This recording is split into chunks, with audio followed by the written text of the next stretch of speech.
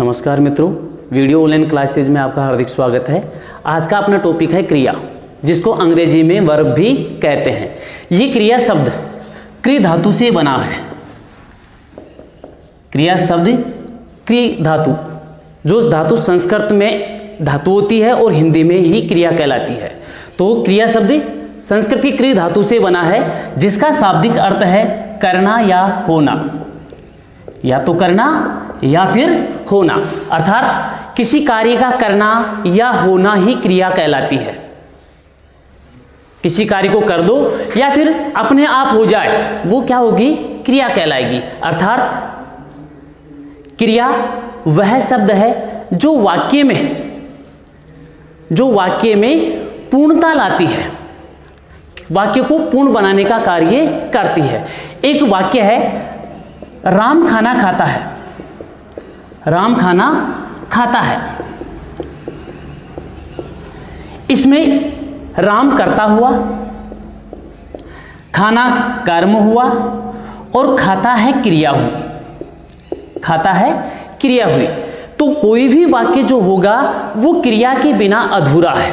क्रिया के बिना अधूरा है। तो किसी वाक्य को पूर्ण करने के लिए क्रिया का होना अत्यावश्यक है। तो क्रिया संस्कृत क्रि धातु से बना है, जिसका शाब्दिक अर्थ होता है करना या होना, जो वाक्य को क्या करती है? पूर्ण करती है। क्रिया का जो मूल रूप होता है वो धातु कहलाता है। कोई पूछे कि धातु क्या होता है, तो धातु क्रिया का मूल रूप होता है। क्रिया के मूल रूप को ही क्या कहा जाता है? धातु कहा जाता है। क्रिया का मूल रूप धातु कहलाता है। जब यही क्रिया मूल रूप में धातु कहलाती है, और जब इस मूल रूप के साथ हम ना प्रत्यय लगा देंगे, कौन सा प्रत्यय लगाएंगे? ना प्रत्यय लगाएंगे। तो ना प्रत्यय लगाने पर क्रिया का सामान्य रूप निकल कर आएगा। जैसे मूल धातु क्या होती है? आ, चल, खा, पी, पढ़, लिख, कर, सो जा। आ, चल, खा, पी, पढ़, लिख कर सो जा, ये क्रिया का मूल रूप कहलाता है। लेकिन जब हम इस धातुओं के साथ, इन धातुओं के साथ ना प्रत्यय लगाएंगे तो क्रिया का सामान्य रूप निकल कर आएगा। क्रिया का मूल रूप धातु कहलाता है, और इस मूल रूप के साथ हम ना प्रत्यय लगाएंगे तो क्रिया का कौन सा रूप निकल कर आएगा? सामान्य रूप निकल कर आएगा। जैसे आ से बना आना, चल से बना चलना, खा से बना खाना, पी से बना पीना, पढ़ना, लिखना, करना, सोना, जाना। तो क्रिया का मूल रूप धातु, और धातु के साथ हम ना प्रत्यय लगाएंगे तो क्रिया का सामान्य रूप निकल करके आएगा। अब ये क्रिया कैसे होती है? जैसे दो वाक्य लिख रहा हूं मैं। एक,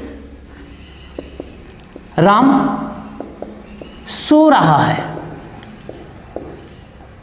एक तो क्या लिखा है? राम सो रहा है। और एक, सीता खाना पका रही है। राम सो रहा है और सीता खाना पका रही है। राम सो रहा है, इसमें कर्ता आ गया, सो से बना सोना, तो ये भी क्रिया। रह से बना रहना, तो ये दोनों क्रिया है। कर्ता और दोनों क्या बनी? क्रिया बने। ठीक है। अब इसमें देखो, सीता, सीता क्या रहेगी?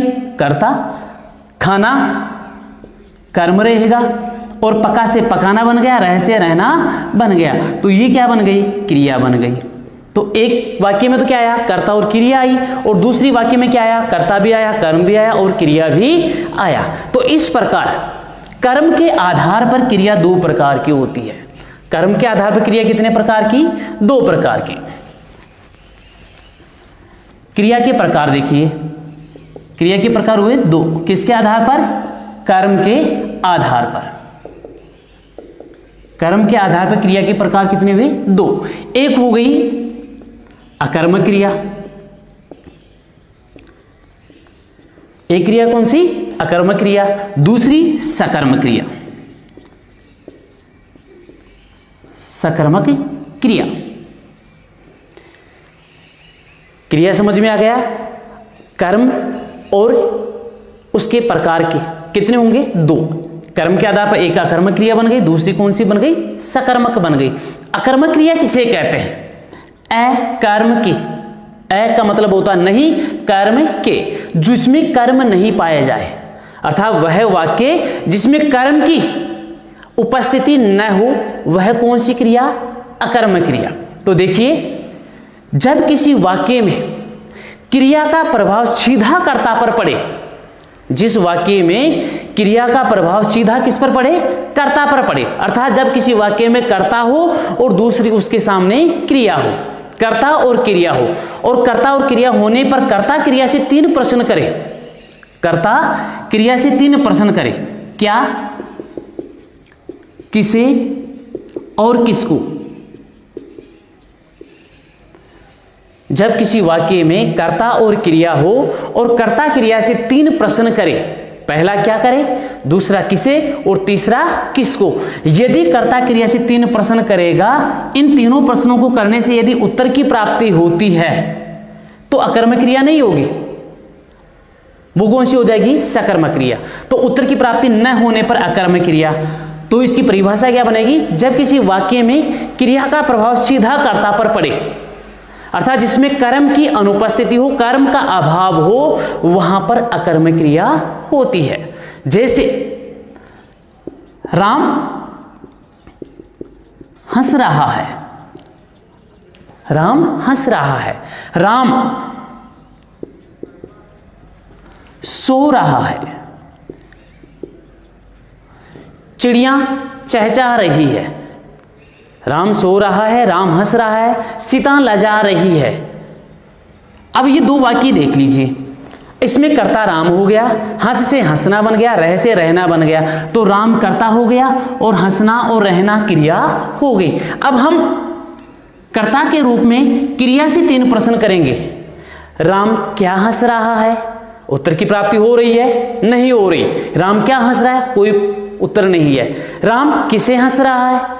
कोई उत्तर हमारे सामने लिखा हुआ नहीं है। राम किसको हंस रहा है?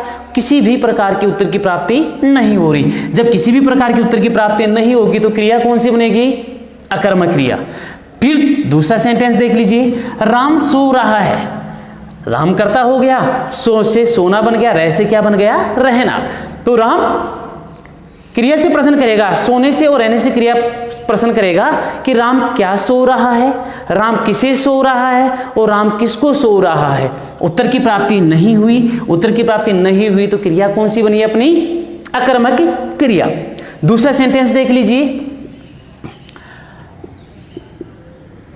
राधा, इधर देखिए, राधा जयपुर जा रही है। अब देखने से तो लग रहा है कि इसमें कर्म है, लेकिन कर्म की प्राप्ति नहीं है। जयपुर अपने आप में स्थायी चीज है और स्थायी चीज के लिए कभी कर्म नहीं किया जाता। तो राधा जयपुर क्या जा रही है, राधा जयपुर किसे जा रही है और राधा जयपुर किसको जा रही है। तीनों प्रश्न करने पर किसी भी उत्तर की प्राप्ति नहीं होती। जब उत्तर की प्राप्ति नहीं होगी तो अपनी क्रिया कौन सी रहेगी? अकर्मक क्रिया। अब यह अकर्मक क्रिया 2 प्रकार की होती है। अकर्मक क्रिया कितने प्रकार की होती है? 2 प्रकार की। देखिए 2 प्रकार कौन कौन से हैं? 2 प्रकार अपने आएंगे। एक पहला पूर्ण अकर्मक क्रिया, पूर्ण अकर्मक क्रिया, और दूसरा आता है अपूर्ण अकर्मक क्रिया। अपूर्ण अकर्मक क्रिया। पूर्ण अकर्मक क्रिया किसे कहते हैं? कि जब किसी वाक्य में क्रिया को अपना पूर्ण अर्थ प्रकट करने के लिए, जब किसी वाक्य में क्रिया को अपना पूर्ण अर्थ प्रकट करने के लिए किसी पूरक शब्द की आवश्यकता न पड़े। कौन सी शब्द की? पूरक शब्द की आवश्यकता न हो, तो वहां पर पूर्ण अकर्मक क्रिया होती है। अर्थात पूरक शब्द के बिना भी वाक्य अपना पूरा अर्थ देगा। वो क्रिया कौन सी कहलाएगी? पूर्ण अकर्मक क्रिया। जैसे राम जयपुर जा रहा है। ध्यान से देखना, राम जयपुर जा रहा है। राधा रो रही है।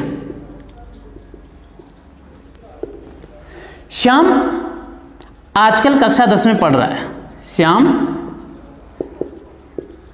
आजकल कक्षा 10 में पढ़ रहा है। आकाश में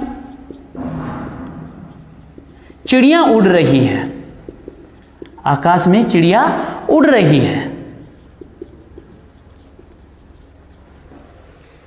अभी ये सारे के सारे वाक्य अपने आप में पूर्ण हैं। इनमें किसी पूरक शब्द की आवश्यकता नहीं हो रही। राम जयपुर जा रहा है, अपने आप में वाक्य पूरा है। राधा सो रही है या रो रही है, एक ही बात है, क्योंकि रोना सोना, सो से सोना बनता है, रो से रोना बनता है। तो राधा रो रही है, ये भी अपने आप में पूर्ण वाक्य है। मैं पूछूंगी भाई राधा क्या कर रही है, तो तुम कहोगे कि राधा रो रही है। मैं पूछूंगा राम कहां जा रहा है या क्या जा रहा है, उत्तर की प्राप्ति तो नहीं हो रही, लेकिन जा रहा है क्रिया जरूर कर रहा है। जा रहा है क्रिया कर रहा है, तो अपने आप में इसको पूरक शब्द की आवश्यकता नहीं पड़ती। अब तुम्हारे जहन में यह आ रहा होगा कि पूरक शब्द होता क्या है, तो पूरक शब्द या तो संज्ञा हो सकती है या फिर विशेषण हो सकता है। या तो संज्ञा या फिर विशेषण, ये पूरक शब्द होते हैं। तो यहां पर किसी पूरक शब्द की आवश्यकता नहीं है किसी भी वाक्य को पूरा करने के लिए। श्याम आजकल कक्षा 10 में पढ़ रहा है, यह भी अपने आप में अकर्मक क्रिया है। ये मत देख लेना कि इतना बड़ा वाक्य है तो इसमें कर्म कहीं ना कहीं होगा, इसमें कर्म नहीं है, केवल क्या कर रहा है, क्रिया कर रहा है। श्याम आजकल कक्षा 10 में क्या पढ़ रहा है, किसी भी प्रकार के उत्तर की प्राप्ति नहीं है। आकाश में चिड़िया क्या उड़ रही है, किसी भी उत्तर की प्राप्ति नहीं हो रही। तो यहां पूरक शब्द की आवश्यकता नहीं हो रही, इसलिए सारे के सारे जो वाक्य हैं वो अपने पूर्ण अकर्मक क्रिया के हैं। अब दूसरा देखिए, अपूर्ण अकर्मक क्रिया क्या होती है। अपूर्ण अकर्मक क्रिया में क्रिया को अपना पूर्ण अर्थ प्रकट करने के लिए पूरक शब्द की आवश्यकता होगी। इसमें पूरक शब्द के बिना भी वाक्य पूरा हो रहा है, लेकिन इस अपूर्ण अकर्मक क्रिया में वाक्य को पूरा करने के लिए पूरक शब्द की हमको आवश्यकता पड़ेगी। कैसे, देखिए, राम बहुत निकला। राम बहुत निकला, यहां पर हमने खालिस्तान छोड़ दिया, एक स्पेस दे दिया। राम बहुत निकला।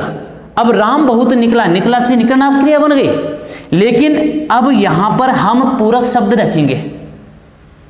क्या रख सकते हैं, बहुत चतुर निकला, ठीक है, बहुत बेईमान निकला, बहुत ईमानदार निकला, समझदार निकला, लिख सकते हैं। कुछ भी लिखो, या तो ये विशेषण होगा या क्या होगा, संज्ञा होगी। तो बहुत बड़ा डॉक्टर या चिकित्सक निकला, कुछ भी लिख सकते हैं। बहुत बड़ा चोर निकला। तो ये शब्द सारे के सारे क्या हैं, पूरक शब्द हैं। सारे के सारे क्या हैं, पूरक शब्द हैं। तो पूरक के बिना ये वाक्य अधूरा है। जब हम पूरक शब्द लगाएंगे तभी वाक्य अपना क्या होगा, पूर्ण बनेगा। तो अपूर्ण अकर्मक क्रिया के लिए पूरक शब्द की आवश्यकता होती है। तो अकर्मक क्रिया कितने प्रकार की, पूर्ण अकर्मक क्रिया। पूर्ण अकर्मक क्रिया में पूरक शब्द की आवश्यकता नहीं होती, जबकि अपूर्ण अकर्मक क्रिया में पूरक शब्द की आवश्यकता होती है। अब थोड़ा सा इस पूर्ण अकर्मक क्रिया के अंदर जाएं तो इसमें दो पार्ट बनते हैं।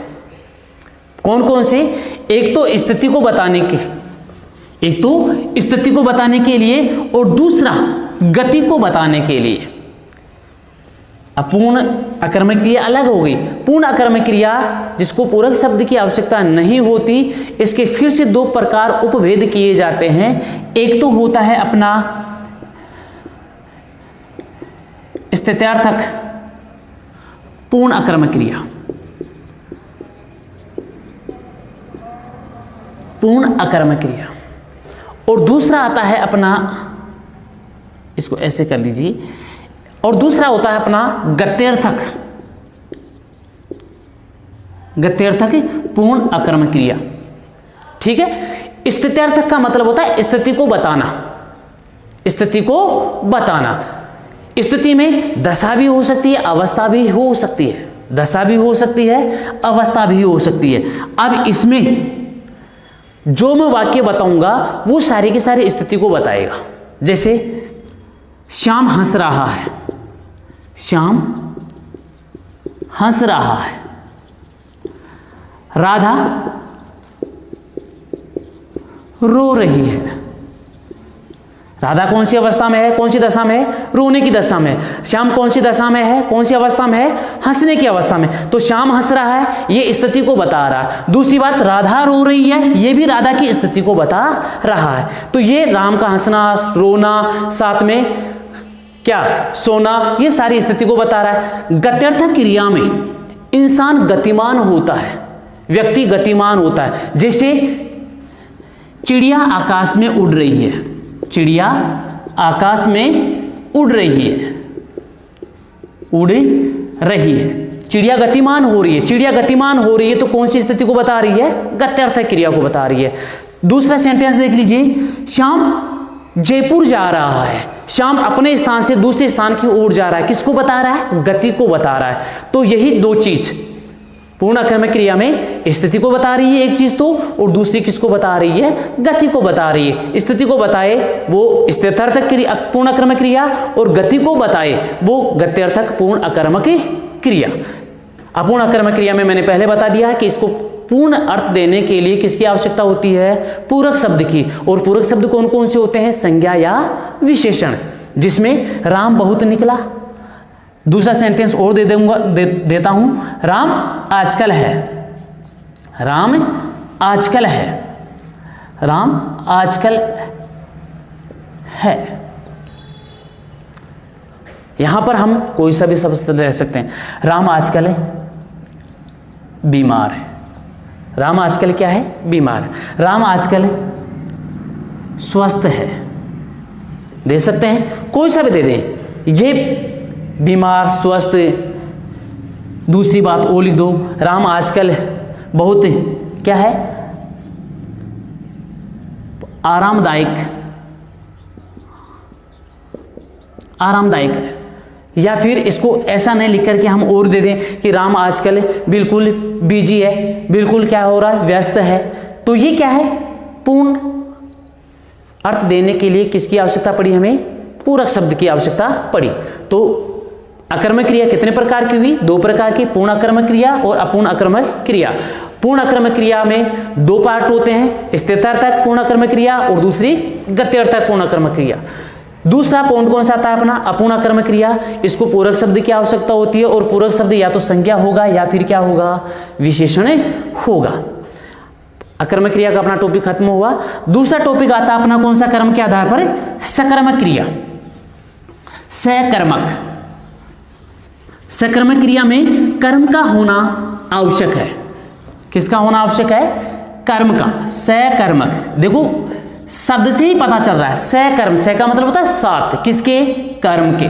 तो सकर्म के अर्थात कर्म के साथ जो क्रिया कर्म के साथ प्रयुक्त हो वो कौन सी कहलाएगी, सकर्मक क्रिया।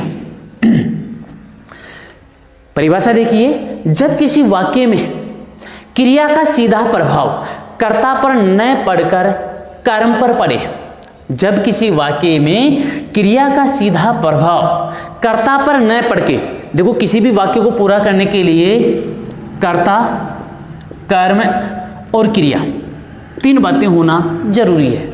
तो जब किसी वाक्य में क्रिया का सीधा प्रभाव कर्ता पर न पड़े बल्कि किस पर पड़े, कर्म पर पड़े, जब कर्म पर पड़ेगा तो कर्म पर पड़ने पर प्रभाव पड़ेगा तो वो क्रिया कौन सी बनेगी, सकर्मक क्रिया।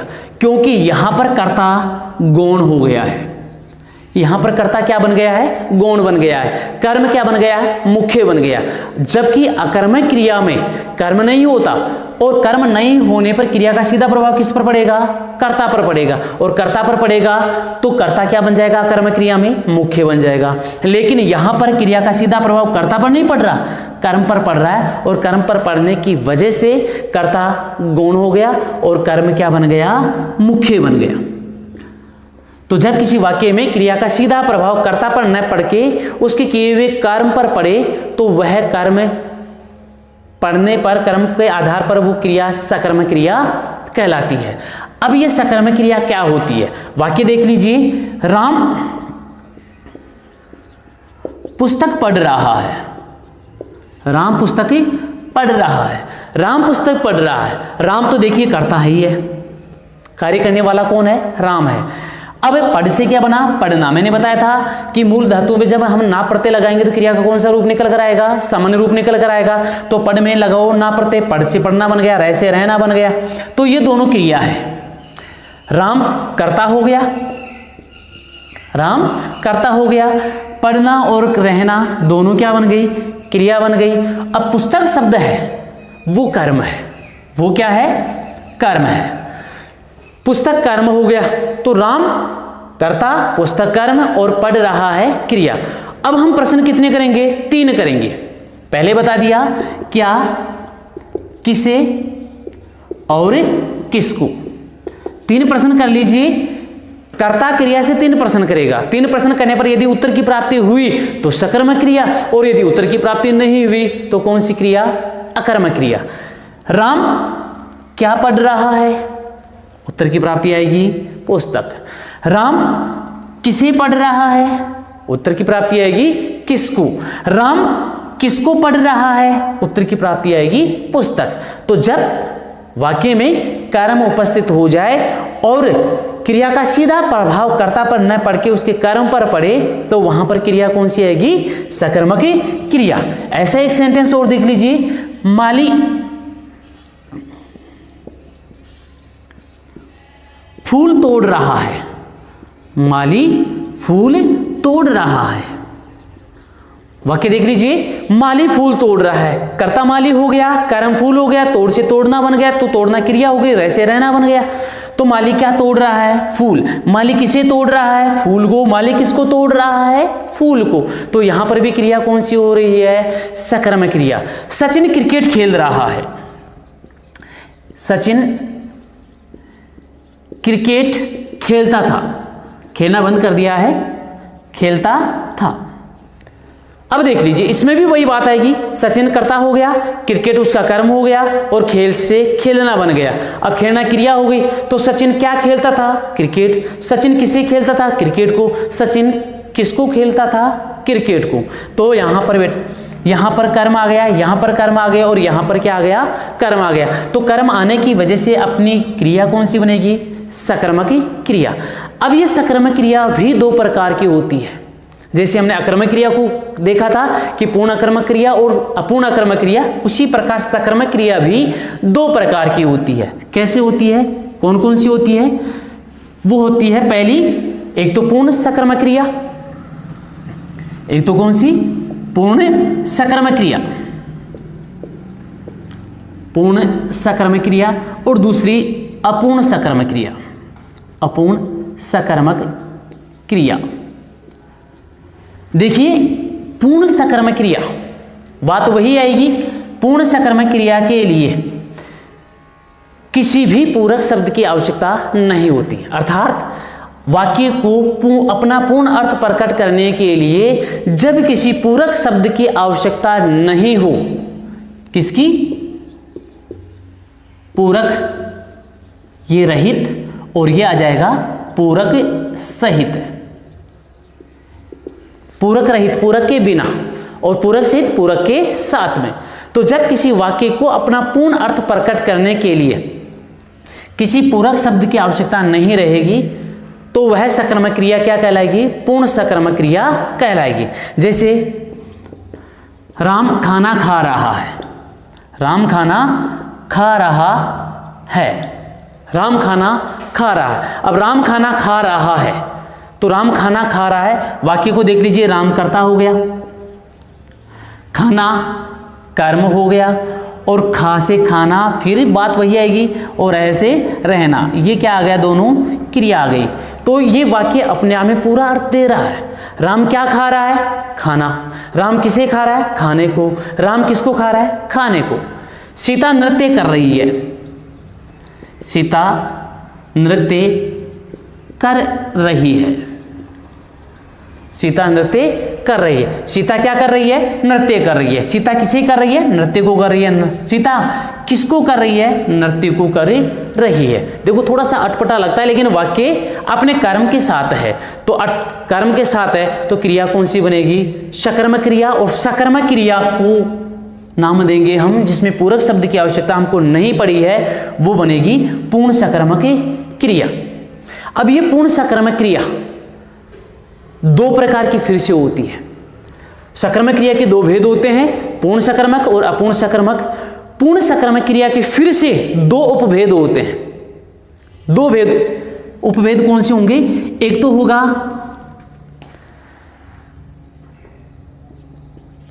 एक कर्मक, एक कर्मक, पूर्ण सकर्मक क्रिया,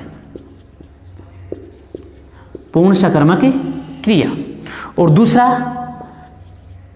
द्विकर्मक, द्विकर्मक पूर्ण सकर्मक क्रिया। ध्यान दीजिए, एक कर्मक जिसमें एक कर्म की पुष्टि हो, जिसमें एक कर्म पाया जाए। द्विकर्मक जिसमें दो कर्म पाए जाए। तो एक कर्मक पूर्ण सकर्मक क्रिया।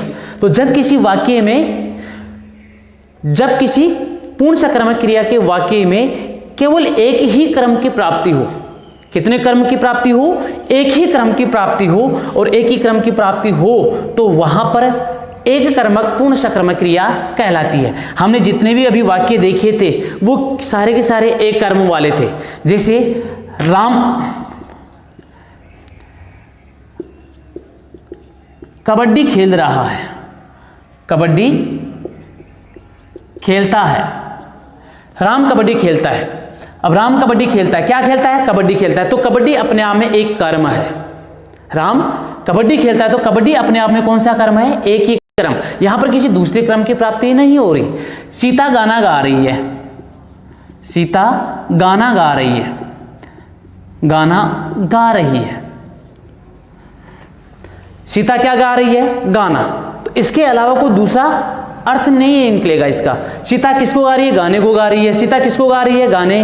तो तीनों प्रश्न के उत्तर केवल एक ही क्रम को संबोधित करेंगे। मतलब यहां पर केवल एक ही क्रम की पुष्टि हुई है, एक ही क्रम की प्राप्ति हुई है।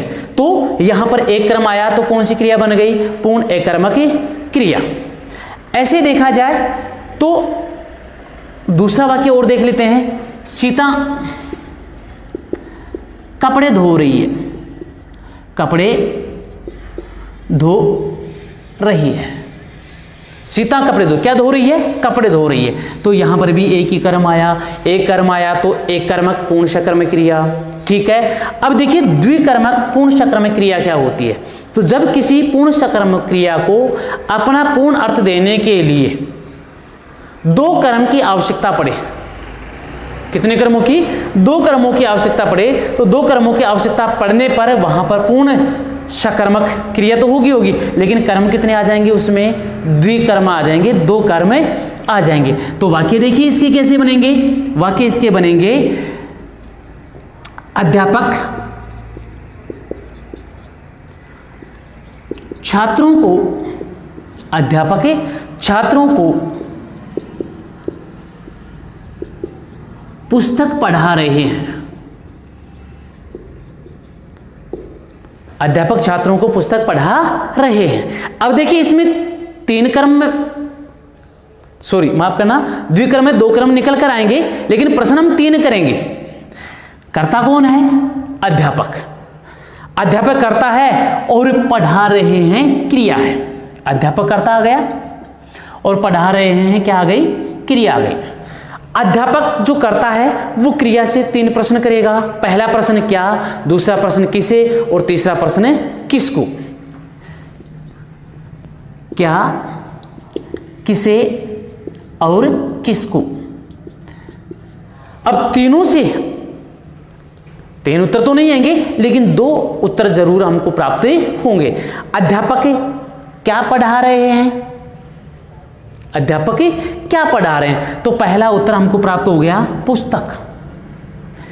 अध्यापक किसे पढ़ा रहे हैं? छात्रों को पढ़ा रहे हैं। किसको पढ़ा रहे हैं? छात्रों को। तो हमको कौन सा कर्म मिल गया? दूसरा कर्म मिल गया। पहला कर्म और दूसरा कर्म। पहला कर्म निर्जीव कर्म है, दूसरा जो कर्म निकल कर आया वो सजीव कर्म है। अध्यापक क्या पढ़ा रहे हैं? पुस्तक पढ़ा रहे हैं। पहले उत्तर की पुष्टि हो गई।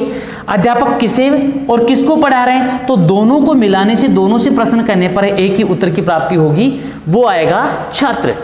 अध्यापक छात्रों को पुस्तक पढ़ा रहे हैं। दो कर्म आए, पहला पुस्तक और दूसरा छात्रों को। तो यहां पर दो कर्म की प्राप्ति हुई, तो कौन सी क्रिया बन गई? द्विकर्मक पूर्ण सकर्मक की क्रिया। ऐसे दूसरा सेंटेंस देख लीजिए। अपना दूसरा सेंटेंस है, नानी बच्चों को कहानी सुना रही है।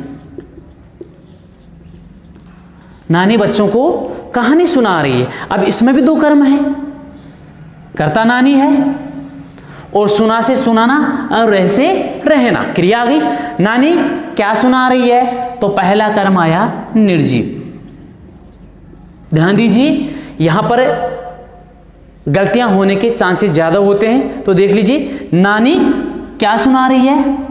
कहानी। कहानी अपने आप में निर्जीव है। नानी है तो कहानी सुनाई गई है, नानी नहीं होती तो कहानी नहीं सुनाई जाती। तो नानी क्या सुना रही है? कहानी। कहानी अपने आप में निर्जीव है। पहला कर्म आ गया। दूसरा कर्म क्या निकल कर आता है? नानी किसे सुना रही है? बच्चों को। नानी किसको सुना रही है? बच्चों को। तो यहां पर पहला कर्म निर्जीव आया और दूसरा कर्म है सजीव आया। ध्यान दीजिए, क्या प्रश्न अधिकांशतः निर्जीव ही उत्तर लेकर आता है। क्या प्रश्न करने पर अधिकांशतः, पूर्णतः नहीं होता, अधिकांशतः निर्जीव ही कर्म होता है और किसे और किसको तो सजीव आएगा ही आएगा। देखिए दूसरा वाक्य और दे देता हूं। नौकर कुत्ते को दूध पिलाता है। नौकर कुत्ते को क्या पिलाता है? दूध पिलाता है। क्या पिलाता है? दूध। यहां पर भी निर्जीव आया, यहां पर भी निर्जीव आया, यहां दोनों जगह निर्जीव आया। अधिकांशतः तो दूध निर्जीव आया। क्या प्रश्न करने पर आया? नौकर क्या पिलाता है? दूध। किसे पिलाता है? कुत्ते को। किसको पिलाता है? कुत्ते को। तो किसी और किसको प्रश्न करने पर क्या आएगा? द्विसकर्मक क्रिया में सजीव आएगा। और क्या प्रश्न करने पर निर्जीव कर्म की प्राप्ति होती है। अब मैंने ये कहा कि पूर्णतः नहीं होता, इसका मतलब ऐसा कोई वाक्य तो हो सकता है कि क्या प्रश्न करने पर भी हमको सजीव कर्म की प्राप्ति हो। तो वो प्रश्न का उत्तर क्या निकल कर आएगा वो देखिए। राम ने पुलिस को चोर पकड़वाया। राम ने पुलिस को चोर पकड़वाया या चोर पकड़ा दिया। अब राम ने क्या पकड़वाया? चोर। अब यहां पर चोर जो आया है वो सजीव कर्म आया है। वो कौन सा कर्म आया है? सजीव। सजीव कर्म आया, इसका मतलब निर्जीव तो नहीं आया। अधिकांशतः आ सकता है, अधिकांशतः निर्जीव आता है, लेकिन कुछ ऐसे वाक्य होते हैं जिसमें क्या प्रश्न करने पर भी द्विसकर्मक क्रिया में क्या प्रश्न करने पर भी सजीव कर्म की प्राप्ति होती है। अब आगे देखिए, राम ने किसे पकड़वाया? पुलिस को। राम ने किसको पकड़वाया? पुलिस को। तो क्या और किसे और किसको प्रश्न करने पर दोनों रूपों में दोनों ही सजीव कर्म निकल करके आए हैं। एक कर्म क्रिया में सजीव कर्म भी हो सकता है, निर्जीव कर्म भी हो सकता है, लेकिन द्विसकर्मक क्रिया में जो दो कर्म वाली होती है उसमें अधिकांशतः क्या प्रश्न करने पर निर्जीव कर्म की प्राप्ति होती है और किसी और किसको प्रश्न करने पर सजीव कर्म की प्राप्ति होती है। अब ये सजीव कर्म और निर्जीव कर्म को किस किस रूप में देखते हैं? द्विसकर्मक क्रिया में जो दो कर्म निकल कर आते हैं उसमें जब क्या प्रश्न करेंगे, कौन सा प्रश्न करेंगे, क्या प्रश्न करेंगे, तो क्या प्रश्न करने पर निर्जीव कर्म की जो प्राप्ति होती है, निर्जीव कर्म की जो प्राप्ति होती है वो निर्जीव कर्म जो होता है वो मुख्य कर्म कहलाता है। कौन सा कर्म कहलाता है? मुख्य कर्म कहलाता है। और इस मुख्य कर्म को ही दूसरा नाम देते हैं प्रत्यक्ष कर्म। कौन सा नाम देते हैं? प्रत्यक्ष कर्म। ठीक है, लेकिन किसे और किसको प्रसन्न करने पर, किसे और किसको प्रसन्न करने पर सजीव कर्म की प्राप्ति होती है? कौन से कर्म की? सजीव कर्म की। अब सजीव कर्म आएगा तो वो मुख्य कर्म तो नहीं होगा, वो कौन सा कर्म होगा? गौण कर्म होगा। कौन सा कर्म? गौण कर्म होगा। और प्रत्यक्ष कर्म न होकर के अप्रत्यक्ष कर्म होगा, अप्रत्यक्ष कर्म होगा। ध्यान दीजिए, क्या प्रसन्न करने पर निर्जीव कर्म की प्राप्ति होती है और निर्जीव कर्म की प्राप्ति मुख्य कर्म कहलाती है, प्रत्यक्ष कर्म कहलाती है। साथ में किसे और किसको प्रसन्न करने पर, किसे और किसको प्रसन्न करने पर सजीव कर्म की प्राप्ति होती है, लेकिन सजीव कर्म गौण कर्म होगा, अप्रत्यक्ष कर्म होगा। क्लियर? अब अपना दूसरा टॉपिक आता है सकर्मक क्रिया का, अपूर्ण सकर्मक क्रिया। अब अपूर्ण सकर्मक क्रिया में हमको पूरक की आवश्यकता पड़ेगी। पूरक शब्द वही जिसको संज्ञा नाम भी दे सकते हैं और विशेषण नाम भी दे सकते हैं। इस संज्ञा और विशेषण के बिना यह अपूर्ण सकर्मक क्रिया अपनी अधूरी होती है, यह पूर्ण अर्थ प्रकट नहीं करती। तो जब किसी वाक्य में क्रिया को या सकर्मक क्रिया को अपना पूर्ण अर्थ प्रकट करने के लिए किसी पूरक शब्द की आवश्यकता पड़े तो वहां अपूर्ण सकर्मक क्रिया होती है। अब अपूर्ण सकर्मक क्रिया के उदाहरण देख लीजिए। रंगरेज ने कपड़े को रंगा। रंगरेज ने कपड़े को रंगा। वाक्य अपना है, रंगरेज ने कपड़े को रंगा। अब मैं प्रश्न करूंगा, वही कर्ता रंगरेज हुआ, क्रिया रंगना होगी। रंगरेज ने क्या रंगा? कपड़ा रंगा। अब उत्तर तो प्राप्त हो रहा है, लेकिन वो उत्तर प्राप्त नहीं हो रहा जिससे हमको पूर्ण संतुष्टि प्राप्ति हो जाए, पूर्ण संतुष्ट हम हो जाएं, वो उत्तर हमको प्राप्त नहीं हो रहा। रंगरेज ने किसको रंगा? कपड़े को रंगा। रंगरेज ने किसे रंगा? कपड़े को रंगा। लेकिन कपड़ा कौन से रंग में रंगा गया, ये हमको पूर्ण अर्थ प्राप्त नहीं हुआ। तो रंगरेज ने कपड़े को लाल रंगा, पीला रंगा, हरा रंगा, जैसा भी रंगा, ये शब्द क्या कहलाएंगे? पूरक शब्द कहलाएंगे। ठीक है। राम हमें, दूसरा सेंटेंस देखिए, राम हमें बड़ा होकर बनकर दिखाएगा, बनकर दिखाएगा। अब मैं प्रश्न करूं, वही कर्ता राम क्या दिखाएगा? बड़ा बनकर दिखाएगा, या हमको कुछ भी बनकर दिखाएगा। बनकर दिखाएगा, चोर बनेगा, डाकू बनेगा, लुटेरा बनेगा, डॉक्टर बनेगा, बड़ा इंसान बनेगा, विद्वान बनेगा, क्या बनेगा? ये यहां पर लिखा हुआ नहीं है। लिखा हुआ नहीं है मतलब ना तो संज्ञा है और ना ही विशेषण है। जो संज्ञा और विशेषण आएगा, अब बड़ा होकर डॉक्टर बनकर दिखाएगा लिख दिया, तो डॉक्टर अपने आप में संज्ञा है, हो जातिवाचक संज्ञा है, लेकिन है तो कुछ संज्ञा है या विशेषण है, कुछ तो है। तो ये विशेषण हो या संज्ञा हो, ये अपने आप में क्या कहलाता है? पूरक शब्द कहलाता है। तो राम हमें क्या बनकर दिखाएगा? डॉक्टर बनकर दिखाएगा। मैं प्रश्न करूंगी, वह राम हमें क्या बनकर दिखाएगा? तो तुम जस्ट से हमको उत्तर दोगे कि हमको डॉक्टर बनकर दिखाएगा। मैं अपने आप में पूर्ण संतुष्ट हो जाऊंगा कि वास्तव में सही बात कह रहा है कि राम क्या बनकर दिखाएगा? डॉक्टर बनकर ही दिखाएगा। तो डॉक्टर अपने आप में कौन सा पूरक शब्द होगा? ठीक है। सुरेश हमें समझता है। सुरेश हमें समझता है। अब हमें समझता है, कुछ भी समझ सकता है। हमको विद्वान समझता है, हमको ईमानदार समझता है, हमको चोर समझता है, हमको बेईमान समझता है, हमको डाकू लुटेरा समझता है, कुछ तो समझता है। सुरेश हमको समझता है या हमें समझता है, ये जो भी आएगा वो पूरक शब्द आएगा। तो इस प्रकार सकर्मक क्रिया कितने प्रकार की हुई?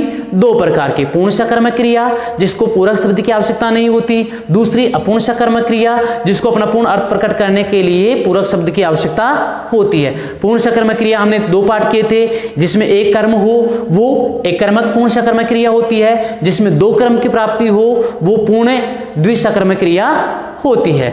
अपूर्ण सकर्मक क्रिया को पूरा करने के लिए किसी संज्ञा विशेषण की आवश्यकता होती है। और यहीं पर अपने क्रिया शब्द का एक टॉपिक खत्म होता है।